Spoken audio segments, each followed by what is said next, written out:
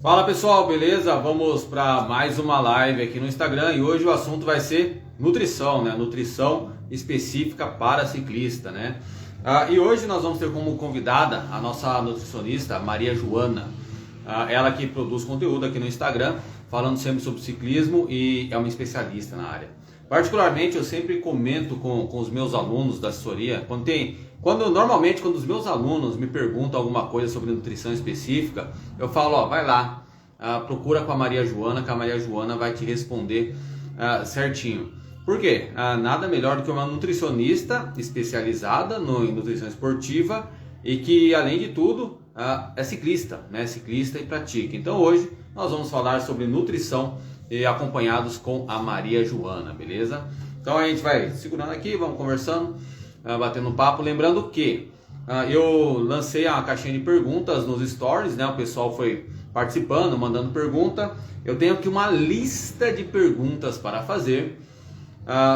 Tenho certeza que provavelmente a quantidade de pergunta vai ser maior do que o tempo. Fala, João, beleza?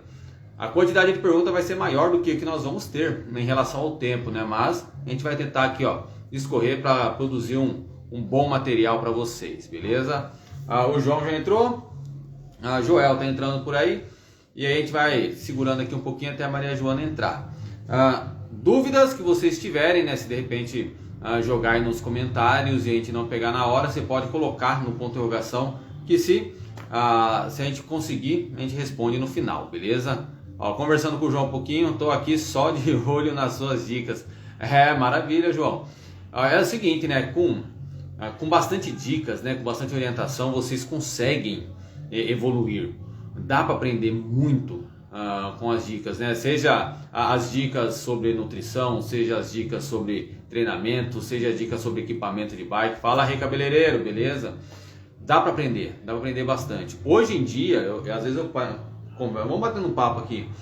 Às vezes eu sempre digo que só vai treinar errado hoje a pessoa que ela não está buscando informação, porque tem aí a quantidade de live que eu já fiz sobre treinamento, sem dúvida nenhuma dá para vocês aprenderem muito, né? E se aí o pessoal também às vezes fica só pensando e procurando o treino perfeito, tudo perfeito, não.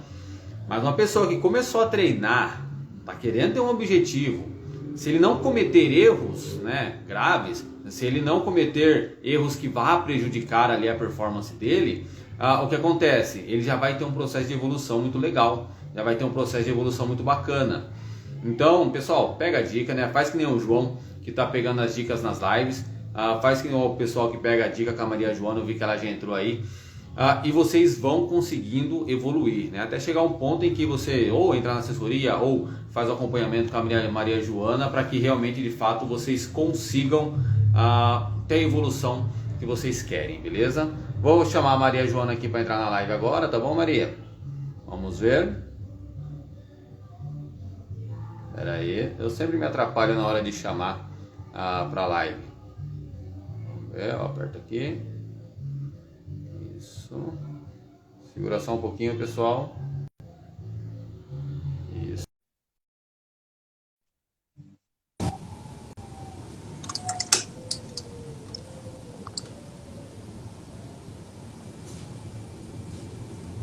Olá, Maria Oi, Joana. oi,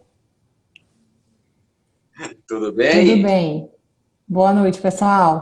Maria, em primeiro lugar, muito obrigado por aceitar o nosso convite, muito obrigado por bater um papo. O pessoal sempre manda pergunta para mim sobre nutrição, sempre quer saber alguma dica, alguma coisa, pergunta o que eu como. E, particularmente, eu não gosto de responder, né? Não é que eu não gosto, é que eu não tenho a propriedade. Então, eu falei, putz, eu preciso chamar alguém que é especialista, que é extremamente gabaritado, que vai falar com propriedade. Aí eu pensei, ninguém melhor que você. Então, muito obrigado por aceitar o convite, tá bom, Maria? Imagina, eu que agradeço o convite. Tá? Maria, eu vou chamar de Maria, Maria Joana, vou mesclando assim os dois nomes, tá? Maria Joana, primeira coisa, né, que eu queria saber de você, sempre quando vem um convidado, eu gosto de saber um pouquinho da história, antes, né, de entrar no conteúdo propriamente dito. Você é nutricionista, né? Em qual momento a nutrição foi para o lado específico do esporte, para o lado específico da bike? Teve um momento de transição ou foi logo no início da jornada? Então, eu sou formada desde 2009 e aí desde 2016, na verdade, é que eu vim para o mundo da bike. Como é que aconteceu isso?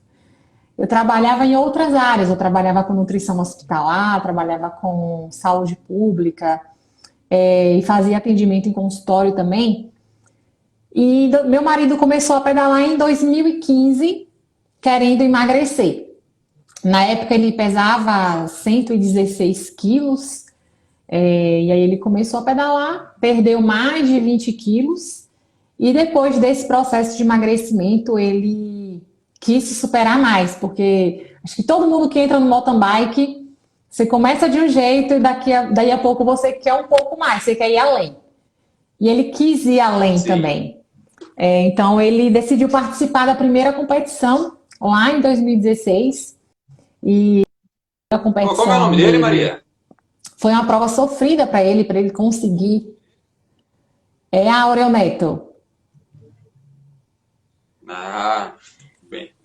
E aí ele sofreu naquela primeira prova para cruzar a linha de chegada e sofreu porque ele não tinha estratégia alimentar e nutricional, porque eu não conhecia nada da nutrição voltada para o mountain bike. Mesmo sendo nutricionista, eu não tinha conhecimento para ajudar o meu marido. E naquele dia... E também, só, deixa eu dar umas paradinhas assim para pegar o fio.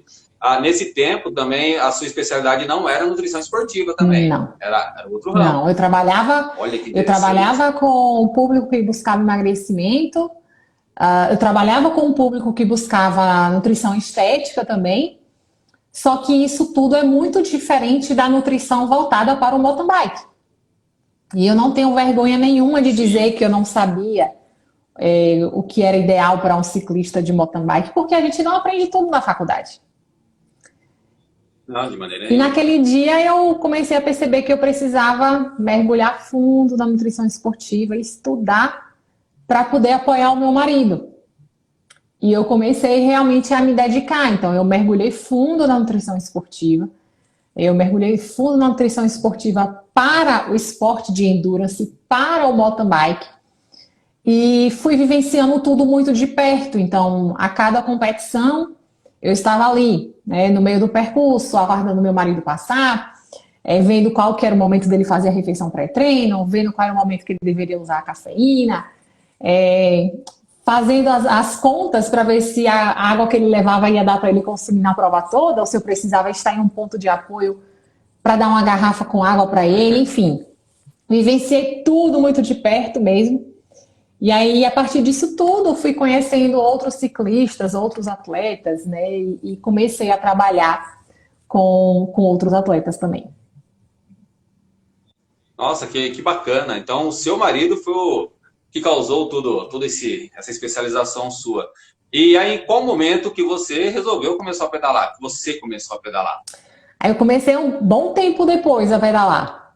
Eu acho que em 2019 quase, né? Na verdade 2018 e parei por algumas questões de saúde. Achei que não daria mais para voltar a pedalar. Fiquei um bom tempo sem pedalar e aí agora na pandemia eu consegui voltar, né? E aí eu voltei e agora estou aí também curtindo o mountain bike. Eu vi um post seu que você colocou que você foi pedalar, aí eu vi até umas meninas nas fotos, coisa e tal. Aí eu fiquei imaginando, nossa, Maria Joana, quando sai para pedalar, o pessoal deve pedir dica toda hora. Falar, Maria Joana, posso comer agora? Maria Joana, tô levando a coisa certa? Eles fazem isso no pedal ou o pessoal deixa ser mais tranquila? Não, até que não. Acho que eles entendem que aquele momento também é um momento de lazer para mim. É um momento de diversão mesmo, né? Então, a gente não tem muito esse tipo de papo, não. A gente vai realmente, acho que a gente vai de igual para igual ali, de ciclista para ciclista mesmo. Eu também faço isso. Quando eu vou treinar e pedalar com algum aluno da assessoria, eu falo para eles, viu, meu amigo, aqui você está pedalando com Marcos, tá bom? O treinador, depois, quando chegar lá em casa, o treinador olha o seu treino, vai olhar os dados, tudo. Aqui é o Marcos que está pedalando. E senão fica uma coisa séria, né? Então, realmente isso é muito bom, né? A gente poder sair para viver a nossa profissão com tranquilidade. Joana, agora é o seguinte, né? O que eu estava pensando aqui, a pessoa que ela começa a pedalar, né? Imagina, a pessoa começou a pedalar, ele não sabe nada, vai ter dúvida, um monte de dúvida. Aí ele cai no seu Instagram, já aprende um monte de coisa.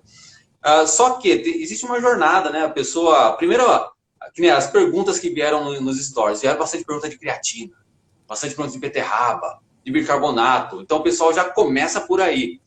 E eu lembro quando você fez a live com o Everton, vocês conversaram bastante sobre base alimentar.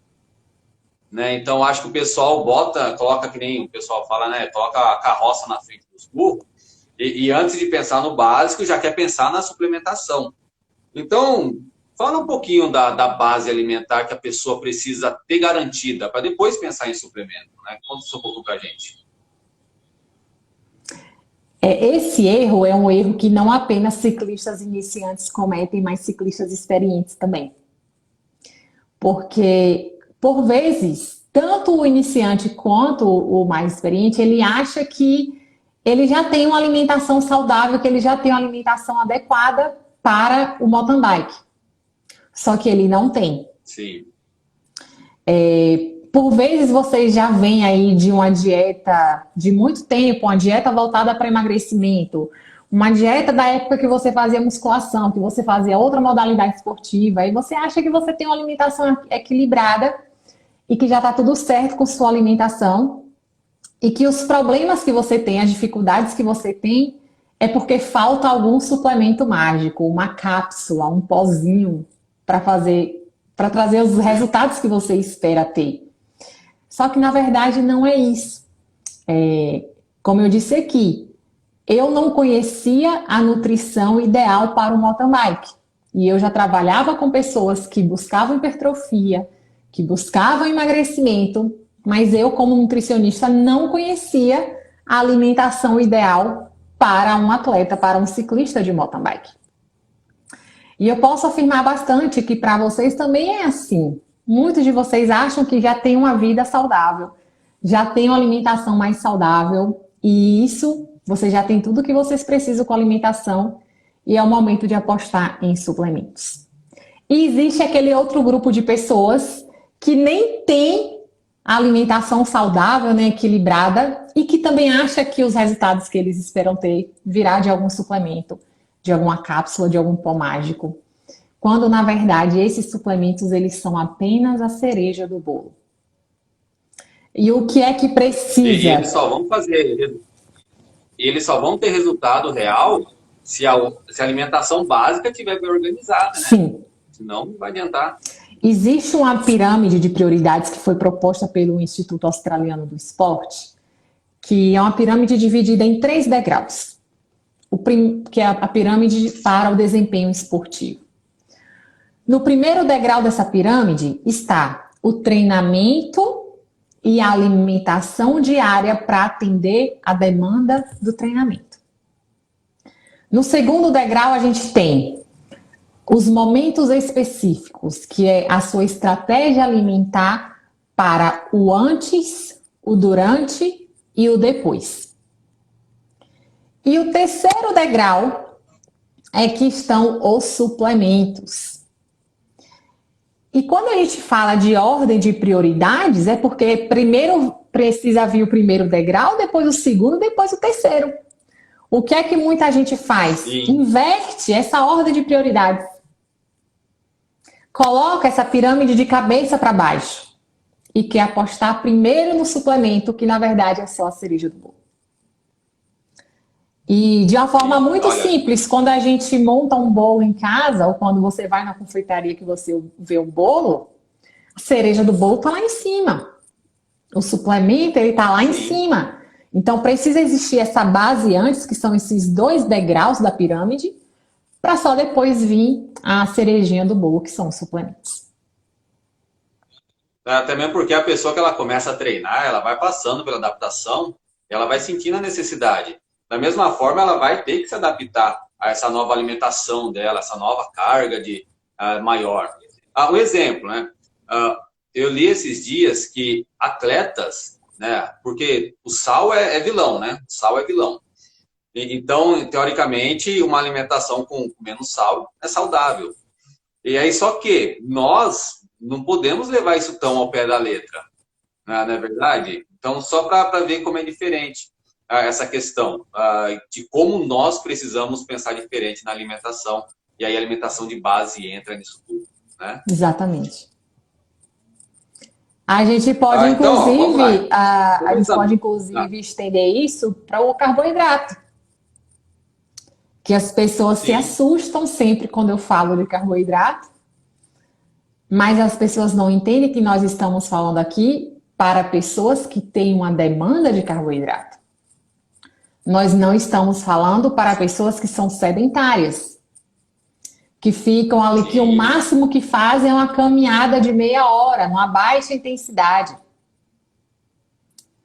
A gente está falando para pessoas que têm ali uma carga de exercício maior, um volume maior de treinamento, e por causa disso uma exigência maior também nutricional.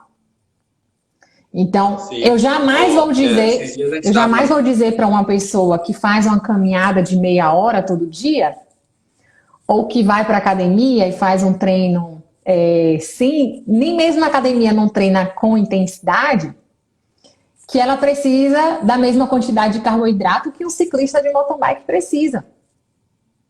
São necessidades diferentes.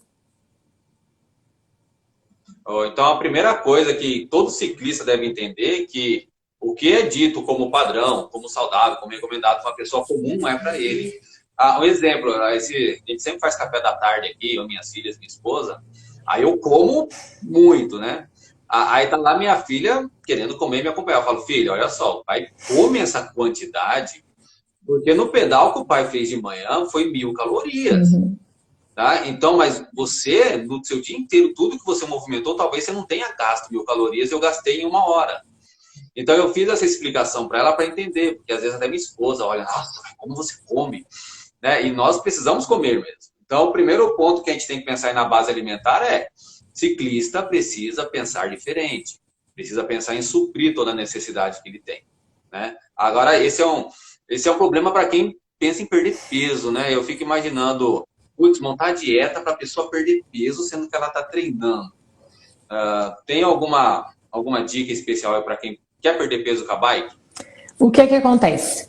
O mais comum vai ser você pensar que você vai cortar carboidrato. Você quer emagrecer, o mais comum vai ser, eu vou cortar carboidrato. E aí, quando você reduz o consumo de carboidrato, o que acontece nos seus pedais? Você não consegue mais sustentar o ritmo, você acaba quebrando nos últimos quilômetros.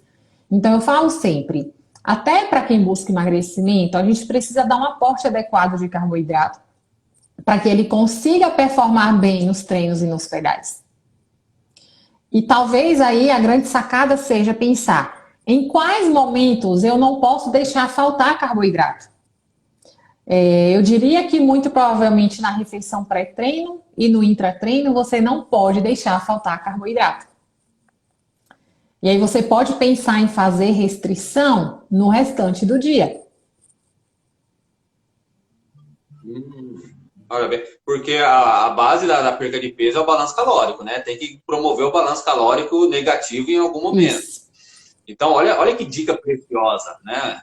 No momento intratreino e pré-treino, você não faz a restrição, você manda tudo certinho ali que o seu corpo precisa. Depois, no decorrer do dia, aí você administra a ingestão do carboidrato. Exatamente. Mas o segredo do carboidrato, o segredo é as quantidades também, né? Aí tem que acompanhar a pessoa, ver certinho, né? Balancinha, né? Balança. O Everton comentou, eu falo do Everton porque você já conversou com ele, então você conhece ele. O Everton fala para mim que ele tem a balança lá, ele vai sair pro treino, balança os carboidratos, faz tudo certinho, né? Vamos lá, Maria. Eu primeiro queria fazer essa conversa aqui, uma introdução sobre a base alimentar, né? Então vamos pensar que o pessoal já entendeu que eles não vão começar com suplemento, né? Antes deles pensarem em suplemento, vai analisar certinho se está comendo os carboidratos certo, proteína, até a questão de sais, como é que tá. Aí, preparação para o treino, né? Não o pré-treino ali, aquela alimentação que está próxima do treino, mas um dia antes. Qual é a maior preocupação que uma pessoa tem que ter para se preparar? Por exemplo, no dia que ele vai fazer longão, né? Pô, é sexta-feira, é quinta-feira, ele está se preparando para fazer o longão lá no sábado. Tem alguma coisa que ele tem que colocar mais atenção nesse período? Primeiro ponto é, como é que foi essa semana de treinamento? Você tem que garantir que você se recupere após cada pedal desse. Senão você chega lá no dia do longão com dor muscular tardia, você chega no dia do longão ainda com sinais de fadiga muscular, chega no seu longão ainda com baixos estoques de glicogênio. Então, o primeiro ponto é, você precisa garantir a recuperação após cada pedal desses durante a semana do longão. Feito isso, aí é o momento de você pensar em otimizar os seus estoques de carboidrato, que é o nosso glicogênio. Então, dependendo da característica desse longão, pode ser necessário fazer uma saturação de carboidrato umas 48 horas antes, por exemplo, que é aumentar o consumo de carboidrato, dependendo da característica do longão, tá? Dependendo, às vezes nem precisa fazer essa saturação. Mas seria pensar nisso mesmo.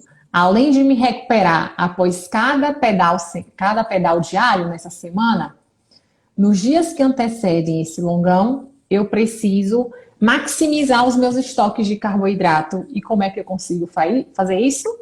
Me abastecendo de carboidrato. Então, aumentar o consumo de carboidrato nas 48 horas antes pode ser necessário, dependendo da característica desse longão. Interessante, porque aí, como eu converso com bastante aluno, com bastante amigos, a gente já pega um erro que o pessoal comete. Você falou 48 horas, né? Aumentar o aporte de carboidrato ali ao longo de 48 horas. Tem pessoal que só faz a janta da sexta-feira, janta aquele macarrãozão, né? Aquele monte de macarrão, e aí já acha que já garantiu o glicogênio para o pedal longo, mas na verdade não, tem que ser 48 horas ali se preocupando com uma dose maior de carboidratos. E assim, 48 horas se você já estiver adaptado a oxidar o carboidrato, ou seja, a aproveitar. Porque se você vem fazendo restrição de carboidrato aí, por exemplo, por dias seguidos, porque você busca emagrecimento, aí tem ali 2 semanas que você está fazendo restrição de carboidrato. 3 semanas que você está fazendo restrição de carboidrato para emagrecer. Aí tem um longão marcado para aquele domingo. Quando chega na sexta-feira, se você for tentar aumentar o consumo de carboidrato, seu corpo não vai oxidar. Seu corpo não vai conseguir aproveitar. Porque ele não está adaptado a aproveitar aquela quantidade de carboidrato. Até pouco tempo teve o Brasil Ride, né? E aí eu ouvi muito relato de pessoas que faziam a prova e não conseguiam recuperar e não conseguiam mais se alimentar, não dava conta. Ele tentava comer, mas o corpo não absorvia. Então quer dizer que até mesmo o intestino, ali onde é absorvido o carboidrato, precisa de um processo de adaptação, precisa estar acostumado com essa carga grande de carboidrato. Exatamente. É aquela história daquelas competições que tem muito... Acho que nos Estados Unidos que tem muito aquelas competições de quem come mais hot dog. Sim. Já vi. Ninguém chega naquela competição e simplesmente tenta comer o máximo que consegue. Quem participa daquilo treina o intestino para tolerar aquilo. Então, eles fazem é o que a gente chama de treinamento intestinal. Então, é claro que eles estão treinando a aumentar o consumo de hot dog para que no dia da competição eles consigam consumir um volume maior. É a mesma coisa. Mesma coisa acontece com o ciclista de mountain bike. Não adianta querer aumentar a quantidade de carboidrato ali no dia anterior, 2 dias antes, se você não está adaptando o seu intestino a aproveitar aquela quantidade de carboidrato. Sim. Aí o que vai acontecer? Você não vai digerir, não vai fazer a digestão e você vai ficar pesado ainda, né? Você vai sair para o seu longão pesado, que é pior Uhum. ainda, né? Então, bacana, muito importante essa questão. Agora, vamos pro pré-treino, né? Pré-treino, vai lá, cordão. Eu até coloquei nos stories um post seu falando do treino de jejum, né? Particularmente, eu treino bastante de jejum, porque eu treino normalmente de manhã, às vezes não, por causa depende. Agora tá inverno, eu não tô treinando 6 horas da manhã porque tá frio, né? Tô fingindo, eu tô treinando mais tarde. Mas quando tá verão, eu vou treinar 5 horas da manhã. E eu vou de jejum, né? Aí eu achei bem interessante, porque tem um pessoal que critica o treino de jejum, e você falou o contrário, né? Então, fala para mim um pouquinho do se é bom ou não treinar em jejum. Só o pessoal que não acompanhou o post lá, tá por dentro também. O que é que acontece? Quando você treina em jejum, você tem alguma reserva de glicogênio ali, você ainda tem alguma reserva de carboidrato.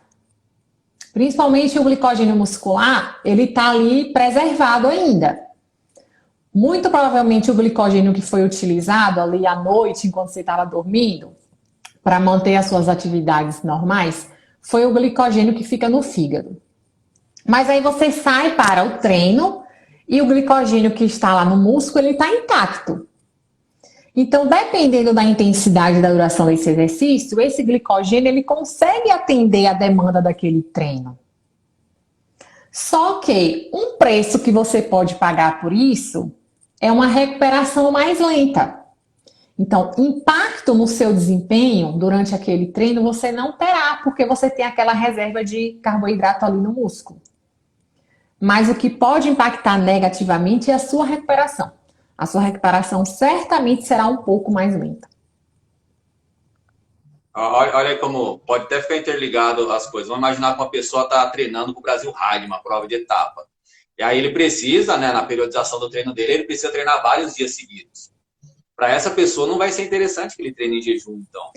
Porque de repente vai atrasar um pouco a recuperação dele e não vai conseguir treinar forte no outro dia. Olha que bacana. Gostei, Maria Joana. Olha, você vai falando as coisas assim, eu tô cuidando e tô absorvendo bastante aqui, tô aproveitando. Uhum. Vamos lá. Agora, pré-treino. Pré-treino. Pessoa, tá bom, não vai treinar em jejum, foi treinar em outro horário, foi lá fazer o pré-treino dele. Qual é a preocupação maior e qual o tempo? Tempo que a janela entre a refeição do pré-treino. Por quê? Eu já vou falar por quê também.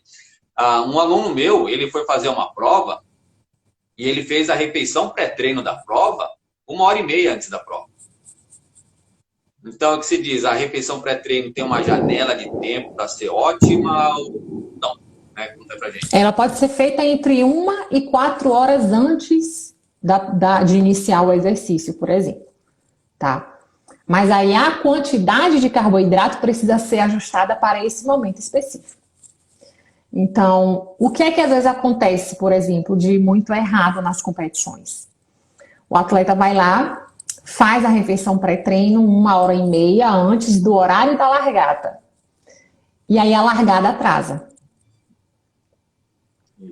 E quando atrasa, tenha certeza que isso vai ter um impacto negativo na sua estratégia. Quando o atleta tem estratégia, né? E para quem não tem é pior ainda, né? Para quem não tem é pior ainda, mas essa é uma coisa que realmente acontece muito. Então eu sempre digo assim, primeiro ponto, você precisa sempre testar nos seus treinos o que você vai fazer no dia da competição. Nutri, mas eu acordo eu saio para fazer meu treino 5 horas da manhã, vou ter que acordar às 4 para fazer a minha refeição pré-treino, pelo menos às 4 para fazer a refeição pré-treino. Só que aí lá no dia da prova, às vezes, você não vai ter 1 hora para fazer a refeição pré-treino. Porque provavelmente, quando estiver faltando 1 hora para a largada, você está lá no aquecimento, talvez. Ou chegando lá, tirando sua bike do carro, terminando de se arrumar para ir fazer o aquecimento, para depois alinhar. Então, é provável que você precise fazer essa refeição antes da largada, talvez 1h30, talvez 2 horas antes. E se você não treinar essas estratégias nos seus treinos diários, não vai ser algo legal lá no dia da prova. Porque você também não vai estar adaptado a essa estratégia. Quando você fala do pré-treino, aí a gente volta lá na base alimentar, no processo da pessoa ir adaptando o intestino e tendo uma estratégia alimentar para que na prova ele não tenha problema, né? Então, se ele foi levando os meses de treino, assim, se alimentando de qualquer jeito, cada dia...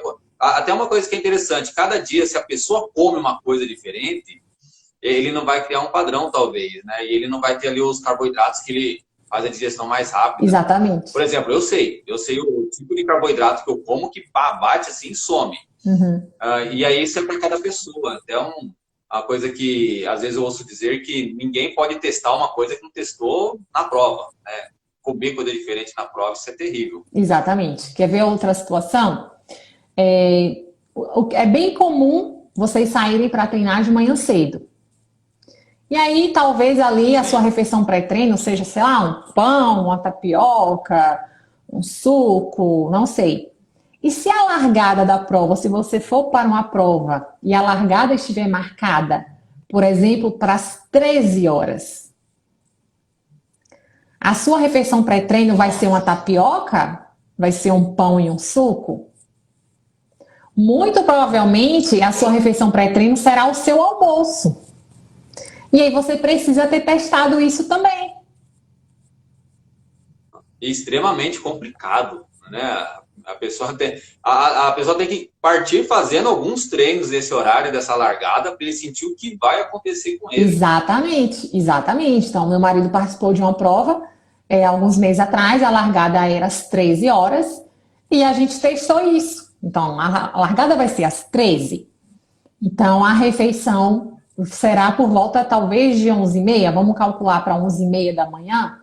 Ele passou alguns dias almoçando às 11h30 da manhã e almoçava exatamente o que a gente planejava que seria a refeição pré-treino dele no dia da prova.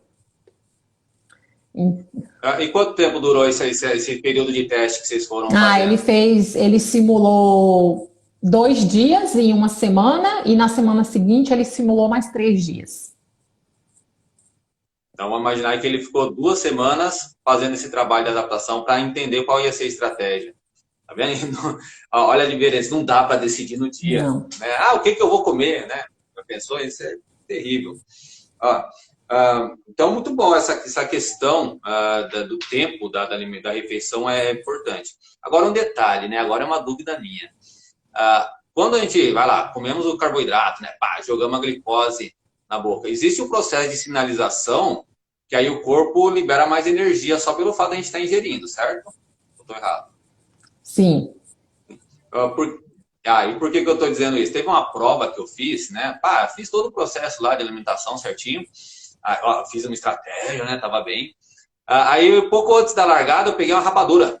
Né? Peguei lá um pedaço de rapadura, faltando uns 5 minutos para a largada, mandei um pedacinho de rapadura para dentro. E aí deu muito certo. Deu muito certo, foi muito bom aquela prova. Depois daquele tempo em diante, sempre que eu estou ali preparado para largar, eu pego ali uma rapadura e faço a ingestão. Você recomenda esse tipo de ingestão, mesmo que não seja só pela quantidade do carboidrato, mas pela sinalização?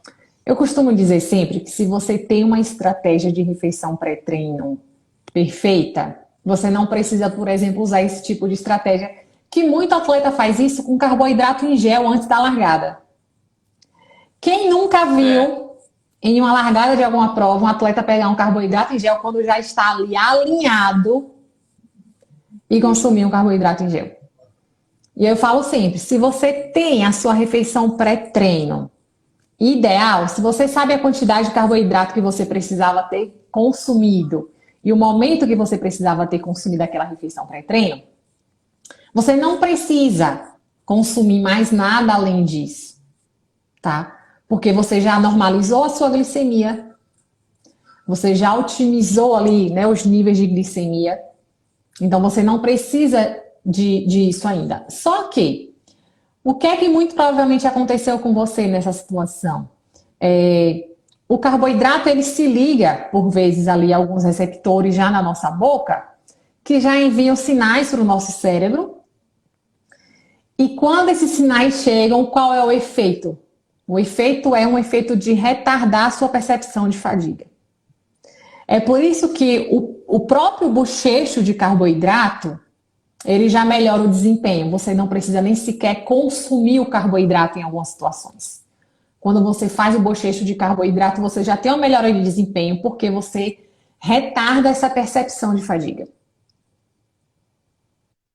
É mais ou menos igual quando a gente toma ali uma cafeína e a gente sente que aguenta mais do que de fato aguenta, a gente se empolga e passa do limite, é mais ou menos isso. Exatamente, porque a cafeína também tem esse efeito de retardar a sua percepção de fadiga. E o carboidrato também Esse é tem um essa detalhe, né? função. Olha, é um detalhe tão importante que às vezes a pessoa fala, nossa, eu estava tão bem no começo da prova, eu estava tão forte, eu estava puxando, eu estava na cabeça do piloto. Nossa, parece que eu estou falando do meu aluno, gente. Dantas, né? Porque o Dantas ele fez exatamente esse relato da prova dele do final de semana. Mas aí o que acontece? Às vezes é um detalhe, vai ver a pessoa tomou uma cafeína na hora errada e foi para a prova mais empolgado, aí retardou. E é um processo fisiológico, tá vendo? Não é só mental, não é só psicológico. De repente, um processo fisiológico atrapalhou a percepção de esforço dele. Né? Nossa, muito bom, Maria. Gostei dessa questão. Agora, estamos caminhando aqui, tá vendo? A gente começou na base, estamos construindo ali um pouco antes do treino, fomos para o intra, agora, não, fomos para o pré, agora o intra. Intra-treino. Esse aí é um problema, por quê? Tem que ter sais, tem que ter água, tem que ter carboidrato, né? Aí depende das quantidades. E o que acontece? Eu acho que o que levar, às vezes, é uma coisa que o pessoal fica muito preocupado, até na questão do tipo de carboidrato. Né? Porque tem carboidrato de alta glicemia, tem frutose, tem glicose, e aí agora eu vi bastante pesquisa que misturar os carboidratos ajuda na absorção. Então, em relação ao intra, né? Vamos dar uma ajuda pro pessoal aí. Então, primeira coisa que vocês precisam entender é que durante o exercício, o combustível que você precisa fornecer é o carboidrato. Então, não tem por que você pensar, por exemplo, em utilizar o whey protein, barrinha de proteína, não tem por que você pensar em utilizar a barrinha de proteína. Você precisa fazer consumo de fontes de carboidrato. E quais são essas fontes de carboidrato que você pode utilizar durante pedais, treinos e provas? Opções que tenham uma fácil digestão ou que nem precise ser digeridos e opções que tenham uma absorção rápida. Alguns exemplos práticos aqui. O mel, a rapadura, bananinha, carboidratos em gel, suplementos como maltodextrina, jujuba, são algumas opções possíveis. A gente tem bebidas também esportivas que já têm carboidrato na composição. Então, são apenas algumas possibilidades, né, que você pode utilizar nesse momento, tá? Então, o primeiro ponto é entender que o que você precisa durante é carboidrato e que você deve buscar opções que tenham ali uma rápida absorção e que não precisem ser digeridos ou que tenham uma digestão muito rápida. Peraí, Maria. Maria, só um detalhe. Deixa eu emendar com um gancho de uma pergunta que mandaram lá nos stories. Eu sei que você vai responder, mas como a pessoa perguntou, eu vou perguntar para você, tá? Creatina no intra... Não, creatina não, desculpa. BCAA no intratreino tem alguma função? BCAA, gente, é um suplemento que tem um baixo nível de evidência. Ou seja, é um suplemento que não justifica o seu uso. Existe muito modismo, né? Quando a gente fala de suplemento, aí inventam moda de utilizar, por exemplo, que a creatina tem que ser consumida antes. Não, a creatina tem que ser consumida em qualquer momento. E aí vão surgindo modismos, vários tipos de modismos em relação a isso. Mas o que é que a gente tem para falar sobre BCAA? Que BCAA é um suplemento que está classificado como um suplemento com baixo nível de evidência. A gente não tem evidência científica que justifique o uso de BCAA. E é isso que a gente tem para falar sobre BCAA. Eu até respondi, né, professor? Falei, gente, ó, eu não vou te responder, mas já faz... Que o tempo, meu histórico, eu vim da musculação primeiro, né? Eu não comecei na bike, né? Então eu tive meu tempo lá de bodybuilder, que eu queria ficar forte, coisa e tal. E naquele tempo o BCA, nossa, gente, era BCA para dentro o tempo todo. O pessoal amava, né? E eu não tinha conhecimento ainda, não tinha estudado, feito a faculdade. Então, eu até mandei para ele, ó, já faz uns 10, 15 anos que eu não tomo BCA, né? Só para ele entender. Então, BCA, esquece, né? Uhum, sim, é algo que não vale a pena o seu dinheiro. Agora, pensando ainda no intratreino, aquelas pessoas que faz o treino e fica branca, a roupa fica branca de sal, né? Existe alguma maneira de saber o quanto de sal, algum sinal que a pessoa sentiu, fala, nossa, eu preciso de sal, ou é só calculando o quanto de suor ela tem? Como que faz assim para saber a ingestão de sal? Então, primeiro entender que sempre quando você tiver ali um treino com mais de 1 hora e meia de duração, é muito provável que você precise fazer reposição de sódio. Eu estou falando muito provável por quê? Porque talvez a condição climática, né, dispense a reposição de sódio em algumas situações. Mas sempre que durar mais de 1 hora e meia, pode ser que você precise fazer a reposição de sódio. E quando você apresenta ali, quando é visível a sua perda de sódio, porque algumas pessoas não chega a ser tão visível assim, mas em outras a gente é bem perceptível, né? Então, é um sinal mais claro ainda de que você precisa repor, tá? O ideal mesmo, qual que seria o cenário perfeito? O cenário perfeito seria a gente medir essa perda de sódio em cada indivíduo. Isso é possível de ser feito, embora não seja algo acessível de se fazer. Para a partir disso, a gente definir a quantidade exata que precisaria repor.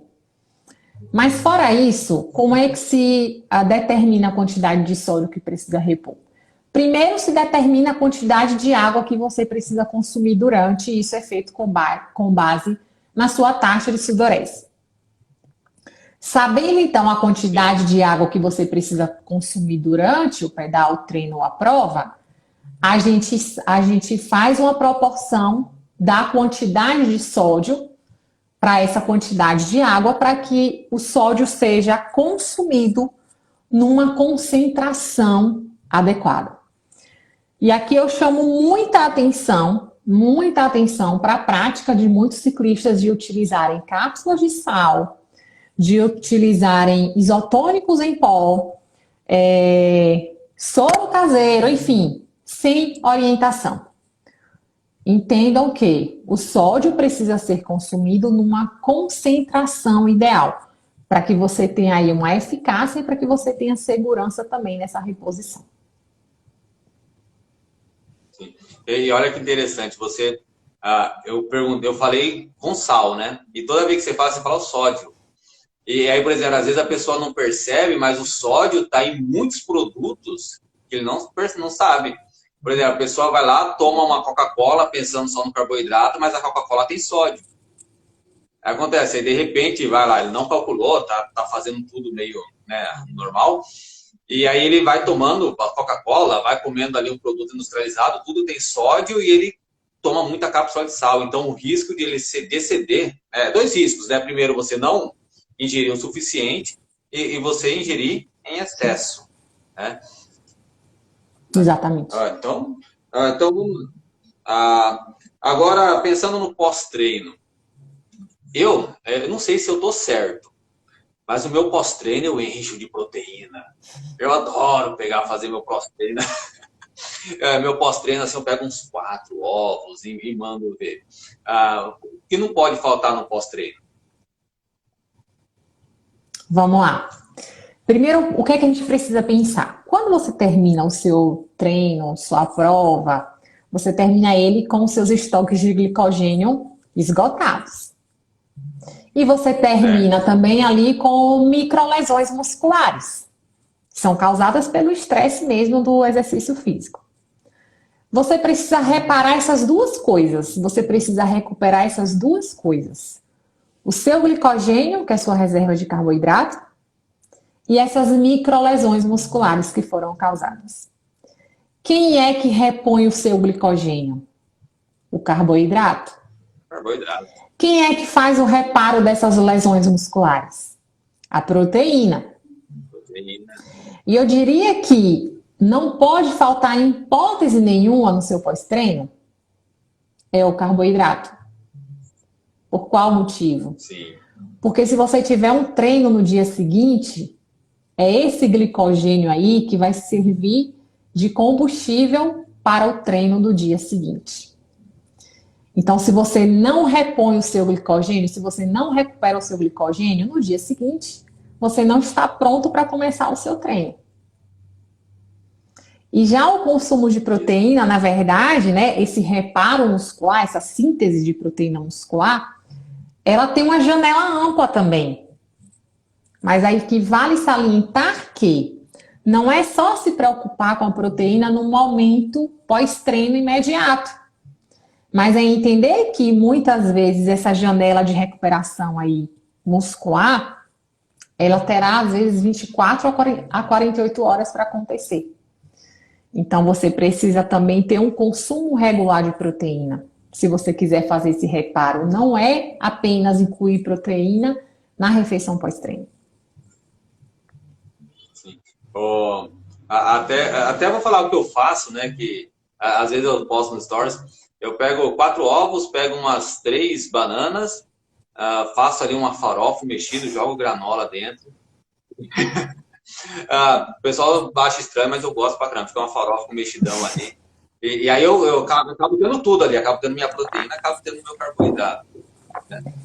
Aí fica bem interessante. Agora, pensando ainda nesse pós-treino. Tem ali teve um tempo que eu ouvia dizer que tinha uma janela que após o treino, a absorção de proteína ela fica melhor, fica mais elevada. Existe isso mesmo ou era um pouquinho de lenda urbana, essa janela de absorção de proteína após o treino? Logo após o treino. Ela é super valorizada. E por quê? Existe, mas não tanto assim. Isso.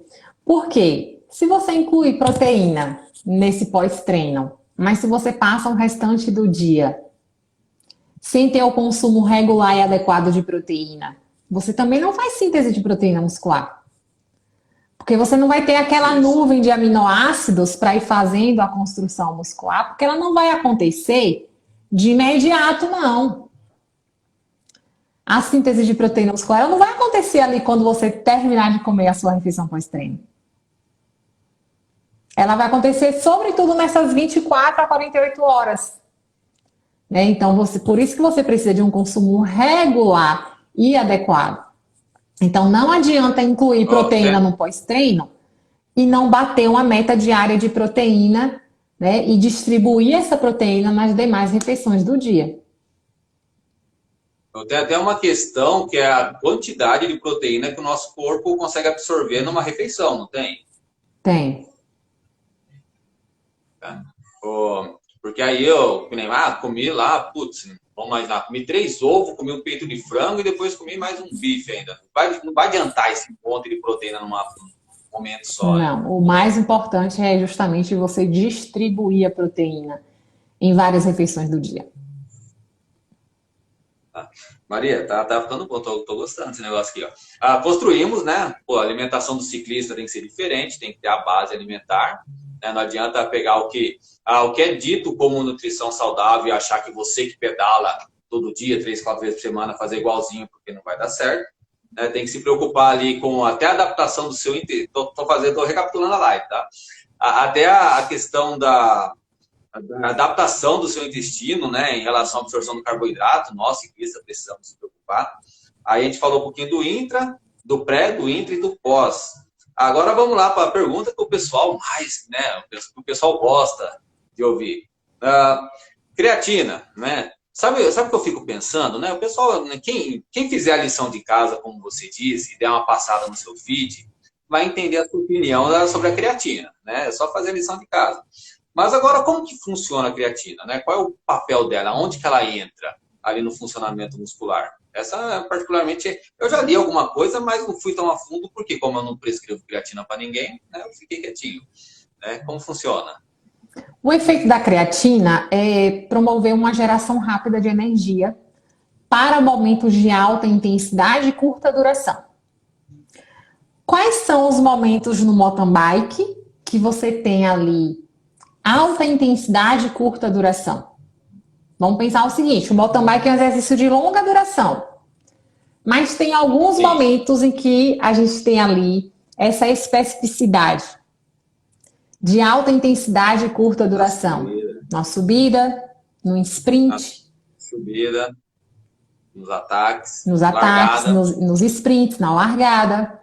Então, nesses momentos aí que você precisa de explosão, a creatina ela participa da geração de energia para esses momentos. Então, por isso que ela é válida, tá? Então, vai imaginar que, putz, eu sou um ciclista, estou fazendo meus longão, mas minha região é litorânea, eu só ando no plano e só ando sossegado. Não preciso da creatina. Talvez você não precise.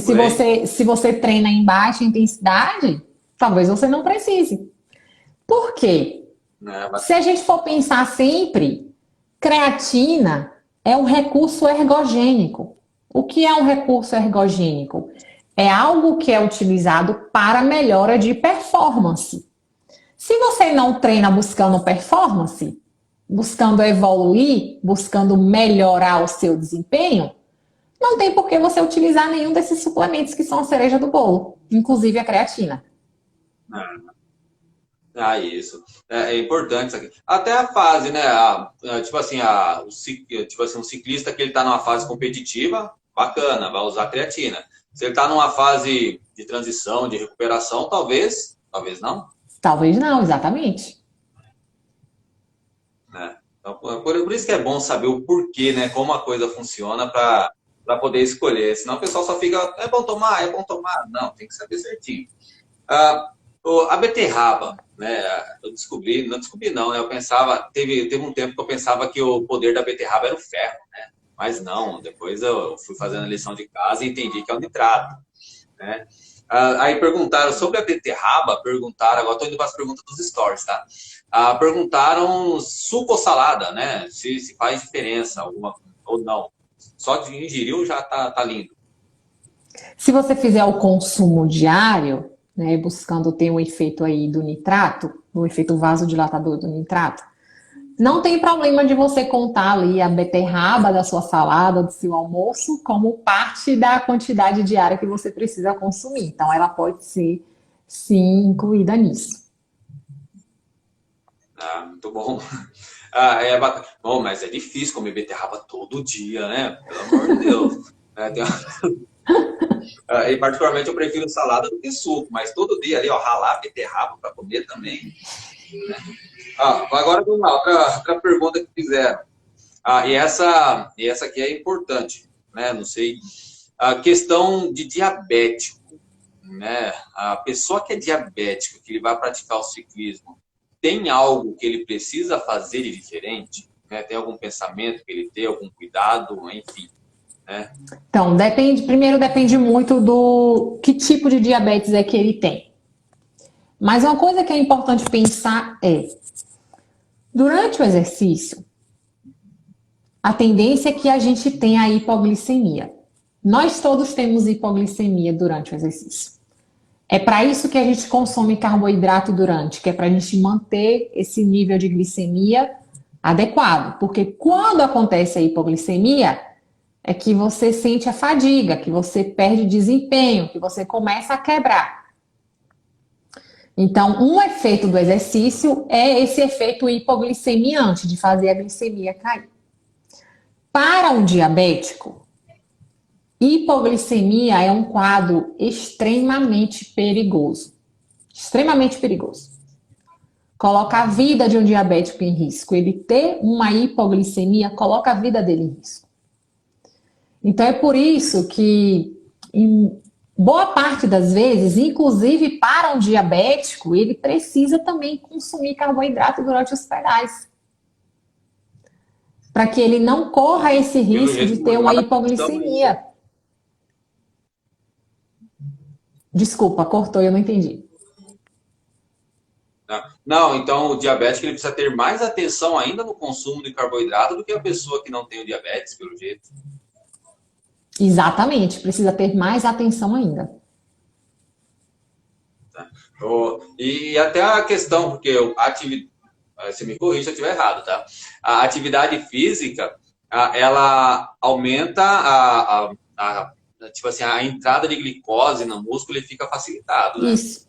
Por Então, isso, esse é um benefício que a atividade física promove para o diabético, mas isso na vida cotidiana dele, né? Pô, ele vai conseguir. Mas na hora do treino em si, ele tem que ficar isso, muito mas no atento à treino de ingestão de longa carboidrato. duração, no exercício, não é em qualquer exercício, mas no exercício de longa duração, imagina só, um diabético ir para um pedal com 4 horas, 5 horas de duração, ele vai terminar, sem sombra de dúvidas, com hipoglicemia. E isso vai colocar a vida dele em Sim, risco. Vai colocar o bem-estar dele em risco. Imagine se ele desmaia em cima da bicicleta, uma descida numa descida. perigosa, né? A pessoa. Ele apaga, porque a Ah, hipoglicemia, às vezes a pessoa apaga mesmo. Então, imagina ele apagar em cima da bike. a minha esposa já teve eventos de hipoglicemia e é impressionante como é de repente. A pessoa ela estava parada assim, e de repente ela brisou e pronto. E a pessoa paga. Então, um evento de hipoglicemia em cima da bike é realmente muito perigoso. Eu gostei desse alerta, viu, Maria? Uhum. É muito bom. Então, a pessoa que fez a pergunta deve ter ficado contente. Então, só pensando assim, um atleta comum, uma pessoa que está em estado de saúde normal, é interessante que ele tenha acompanhamento do nutricionista. Agora, o diabético, né, eu acho que pode ser aí primordial para ele que ele tenha um acompanhamento, né? Uhum. E aí, assim, muito cuidado também, porque o que é que vai ser mais comum desse diabético escutar de muitos profissionais? Que ele não pode consumir carboidrato. Sim. Vai ser o mais comum que ele vai escutar. Então, e por vezes, né? Por vezes, talvez esse profissional, não estou aqui, gente, falando mal de colegas de profissão, mas talvez esse profissional que vai dar essa orientação era aquele profissional como eu era lá atrás, que não conhecia a demanda, a necessidade do mountain bike, como um dia eu também não conheci. Né? Como um dia eu também comprei BCAA para meu marido usar. Então eu não conhecia a nutrição para o mountain bike. Então, pode acontecer de um profissional falar para um ciclista diabético que ele também não pode consumir carboidrato em hipótese nenhuma, por ele também não conhecer a necessidade da modalidade esportiva. Né? E como eu já fui um dia também, como um dia eu não conheci. Então, enfim, merece muita atenção, muito cuidado com essa situação, tá? Atletas diabéticos buscarem realmente profissionais que tenham conhecimento para lidar com a modalidade específica. Tem que ter o conhecimento da nutrição, conhecimento da nutrição esportiva e conhecimento do diabetes, né? Então é uma área bem Uhum, especializada ali. uhum. Maria, olha só, né? Que live bacana que nós fizemos. Acho que ficou muito bem construída aqui, abordamos vários assuntos, eu tenho certeza que o pessoal gostou. Eu sempre recomendo você, né, para os meus alunos, da assessoria, para todo mundo que manda, às vezes quando eu abro caixinha, o pessoal manda pergunta de nutrição, eu falo, gente, pergunta para a Maria Joana, não pergunta para mim não, ela, eu morro de medo de falar qualquer besteira em relação à nutrição. Eu aprendi muito com você aqui agora, né, eu vou te convidar de novo um outro dia, tá, Maria? Espero que você aceite para a gente continuar batendo mais papo, porque aí o que acontece? A gente conversou a gente fez uma construção, um assunto, uma base muito boa da nutrição aqui. Aí eu acho que a gente pode tirar um dia agora para falar das cerejas, né? Para a gente falar, abordar mais as cerejas do bolo, tá bom? Maria, obrigado. Imagina, muito obrigada, gente. Muito obrigada a cada um de vocês que acompanhou a live. Sejam bem-vindos também lá no meu perfil para acompanhar o conteúdo por lá, tá? Não, não, super, e façam a lição de casa, né? Até essa questão da lição de casa, né? A gente olha os seus posts, nossa, perfeitos, tudo muito bem explicado. A gente abre a caixinha, a pessoa pergunta o que estava no último post, né? Então façam a lição de casa, vai lá, estuda Maria, vocês vão aprender bastante. Maria, brigadão, fiquei muito feliz com a live, você é uma pessoa fantástica. Você contribui muito com o cenário do mountain bike, contribui muito com o pessoal que está treinando, que está querendo evoluir. Então, parabéns pelo seu trabalho, te admiro demais. Imagina, muito obrigada. Tchau, tchau, Maria. Um bom descanso, um ótimo final de noite para você. Tchau, tchau. Tchau, tchau.